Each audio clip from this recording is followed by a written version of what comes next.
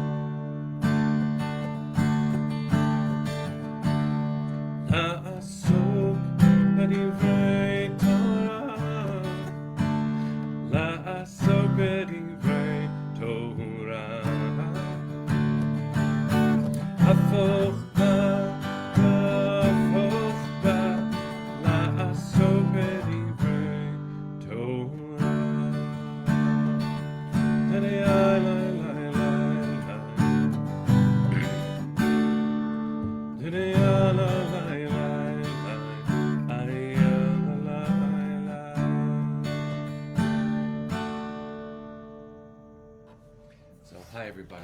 It's good to see you. Joy, I saw that you wrote just now, sadness from Minneapolis. I cannot imagine, and I'm here. We're here. We're all here, sending you and your community all of the comfort and love that we can. Please know that. And friends, please show Joy some comfort. My mother's here. Welcome, Ima. Nice to see you. And my daughter's here. Ariel, nice to see you. On both my screens, I have beautiful people in my life, and Joy, you should know, you are one of them. So to all of us, I hope that you are doing okay. This has been a very hard week, um, and our hearts go out, and our actions must follow. Let's look at this week's Parsha as a place for comfort and structure. Some of this is inspired by a beautiful Torah teaching by Rabbi Tali Adler. You can look her up. She is one of the educators at Hadar in New York and around the world. She is a very special Torah voice, and you can subscribe to her weekly Torah commentaries by going to Hadar, I think hadar.org. So first, a little bit of the background. Shoftim is the Torah portion that we're on. It's the middle of the book of Deuteronomy. And among the things that makes it so powerful is it envisions a just society. At some point, we will enter into the promised land. And when we are in that promised land, we have to build a world. And what a thing. What a thing to have to build a world. Well, how do we want to build the world? What kind of world do we want for ourselves, for our children, for our neighbors, for those seeking refuge? And one of the parts of the structure that Parshat Shoftim reifies, because we have heard it once before, is the notion of an Ir Miklat, a city of refuge. For whom is that city of refuge built? For someone who's called in Hebrew Orotzer Bishgaga, someone who has killed someone by mistake, not with forethought, not with anger, not with malice. And the Ir Miklat, the city of refuge, there are three to be set up in the Promised Land and three to be set up on the other side of the Jordan.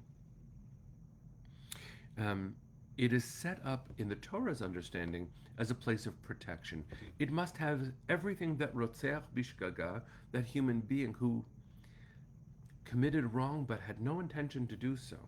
In American law, we call that manslaughter, even though that too has gradations of consequence. It needs to have a school. It needs to have a farm. It needs to be a place where someone could make life. The Torah's understanding of an Ir Miklat is this is a place where you go to be safe. And you're there until the high priest who's in charge at the time ends their term. It's a very interesting rule. And it tells us that justice needs to be executed appropriately, that there are gradations and nuance in the use of law, in the creation of law. And this is a way of saying, in our best notion of self, things will still happen. And that's one of the themes of this parsha. Things will happen. How do we build a world where we know things will happen? Well, one of the things that we also do through time as a people is we have scaffolding interpretations. What do the rabbis say about this Ir Miklat? They actually say that it is a place where other people will also go, hu rotzeach bishgaga, and they point out in the book of Makot in the Talmud that if you're not from the tribe of Levi, because the tribe of Levi administers these cities of refuge, if you're not from the tribe of Levi and you're in the city, everyone knows why you're there. Rabbi Adler points out with incredible sensitivity and nuance that it is a place in the rabbinic understanding for fixing to be done, for acknowledgement to be done, because everyone knows what monsters are within. In the rabbinic understanding of the Rotzech Bishgaga, the person who is killed by accident, there's a way of saying that everyone carries within them this latent darkness, and everyone has it. It could be as simple, and it's not simple, as losing your patience. It could be as complicated as being traumatized and not realize how reactive and impulsive I'm being. It can be depression. It can be any number of things that are invisible to the outside but very present from the inside. In, quote, typical society, walking down the street, no one knows what we're carrying as individuals. But in an Ir Miklat, in a city of refuge, based on the rabbinic understanding, everyone does know that you're carrying something. And what Rabbi Tali Adler points to is something so precious for us. Because when you think about it, if everyone who is not from the tribe of Levi in this city, in this neighborhood, let's say, if everyone's carrying something, then you know that you're not alone in carrying something. As John just wrote, if Elul, the month that we are in, the month of doing tshuva, were a city, beautiful, that's a poem waiting to be written, my friend. When we walk around, as Tziona just wrote, a city of refuge could be a place of support. Because there is no one who walks around unscathed. As Paul Simon said, I don't know a dream that's not been shattered, a soul who feels at ease. We all are carrying something. It just often goes unnamed. We don't acknowledge it. How important for us to consider the real gift of a city of refuge, understood through all of these interpretations, as a place where everybody knows that everybody's got something. And we are loved anyway. And we are loved anyway, and honored enough to be acknowledged. because that's the way the work gets done. Amy just wrote very powerfully, a queer community. What a beautiful thing it is to know that everyone has inner dimensions, that who I really am is probably only partially evident on the outside. And some of my life's work, your life's work, is coming to know yourself more fully. Well, imagine a world where everyone knows that everyone is doing that. That doesn't mean that what is on the inside is always revealed, because it's not something that one neighbor owes another to reveal the fullness of their self. That's actually what therapy is for. But ultimately, that work is also so precious and holy. To know yourself is hard work. But to be in a community where everyone knows that everyone's doing that work, what a world it would be. The whole world would be a city of refuge. It would always, John, it would always be Elul, a month of relationship, a month of love, because we would understand each other better. No one would be presumed to have the answers. Nobody has the answers. We're all just very human humans walking around. But in an Irmiklat, we'd know that. We'd know that.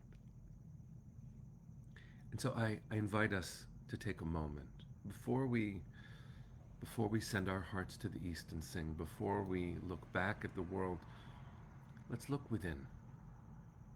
I'll do this, you do this. Take a second. What is it within you that you want to work on, that you know could use some tending? And instead of the physical posture, this is a teaching of Rabbi Brad Arts, and instead of the physical posture of clapping ourselves on chest, saying, oh, I did that wrong, oh, I did that wrong. He said, we're really good at that. Here's what we need to be better at. Oh, okay, I'm going to work on that. So I invite you just for a second to take your hand, if you like to, and just give yourself some love. And let's, as a community, imagine a world where everyone knows how to do this, is courageous enough to do it, and loving enough to acknowledge that everyone else is doing it. Because really, what is the purpose of this inner work? Why is it so important to know myself? Because I believe we're each here for a reason, and that reason pours out through us. And if I can move some of the stuff that's in my way out of the way, then the fullness of who I am can bring its full measure of beauty to helping in the work of creation. An Ir Miklat can be practice for a safer, more loving world. Doesn't mean we're ever going to get to that inner perfection. We're not. We're not. But boy, could we get closer. So I invite you, friends. I invite you to do this work for yourself. It's a gift to give yourself. Here we are, as Heschel said, fragments of infinity. But a fragment of infinity has a lot of capacity, doesn't it?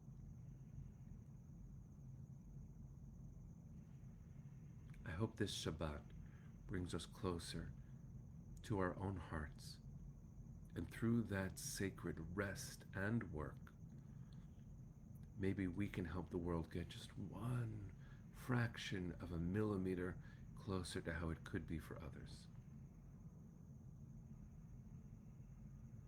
So take a breath. Send your hearts to the east. Sing with me. Kolon balevav penima nefesh Yehudi homia unfatei mizrach kadima ayin letzion tzofia עוד לא עבדה תקוותנו, התקווה בת שנות 2000, להיות עם חופשי בארצנו, ארץ ציון וירושלים. להיות עם חופשי בארצנו, ארץ ציון וירושלים. Bring them home now. Am Yisrael Chai. See you tomorrow. No, see you on Monday. Boker Tov, Shabbat Shalom. Take care.